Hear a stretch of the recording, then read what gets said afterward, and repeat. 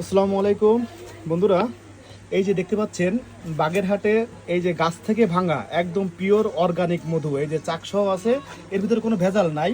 এই যে দেখাই আপনাদেরকে, এই যে দেখেন এটা হচ্ছে সেই অরিজিনাল চাক। চামচটা ঢোকে না কেন, এটা দূরে দেওয়া দেয়। এই যে সেই অরিজিনাল চাক, চাকটা একটু উঁচু করে দেবে।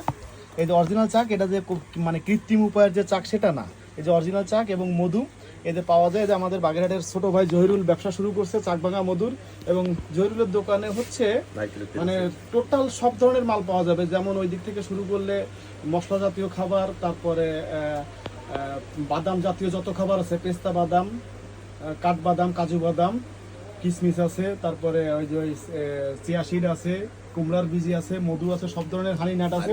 এরপর হচ্ছে যে অরিজিনাল নারকেল তেলেরও ইয়ে করতে দেখেন, নিজে এই যে নারকেল করে এই যে নিজে সব খুলতেছে, খুলে এটা দিয়ে তেল হবে। মানে এখানে টোটাল সব আপনার অর্গানিক, এই আইটেমটা বাদে, এই যে চাটনি বা ললিপপ বাদে এই দোকানে যা আছে সবই হচ্ছে অর্গানিক।